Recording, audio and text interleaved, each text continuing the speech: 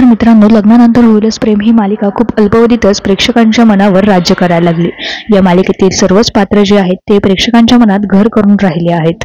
तर या मालिकेचा एक नवीन प्रोमो समोर आलाय आणि या प्रोमो मध्ये आपल्याला पाहायला मिळतंय की मिथुन काका आता जीवावर खूप रागवलेले आहे. मिथुन काका म्हणतात की अरे तू अशा दोन्ही मुलींचे आयुष्य का उद्ध्वस्त करतोय. मी सगळ्यांना जाऊन सांगेल, पार्थला, नंदिनीला की तुझं काव्यावर प्रेम आहे. हे बघ, अजूनही वेळ गेलेली नाहीये. तू नंदिनीला घटस्फोट दे आणि काव्यासोबत लग्न कर. तुझा नवा संसार थाट, नवा संसार सुरू कर. इकडे जीवा सांगतो की खूप वेळ पुढे निघून गेलेले आहे, त्यामुळे आता मला हे सगळं काही करता येणार नाही. त्यावर मिथुन काका म्हणतो की मग तुला एकच घरामध्ये असं काव्यासोबत राहता येणार आहे का? आणि तुमच्या दोघांचं सत्य तू किती दिवस लपवून ठेवशील? आणि एक गोष्ट लक्षात ठेव, सत्य हे कधी समोर येतच. आज मी होतो म्हणून मी तुला वाचवलं, पण उद्या तुला वाचवायला कोण येणार? ते दुसरीकडे आता नंदिनी ही काव्यावर चांगलीच रागवलेली असते.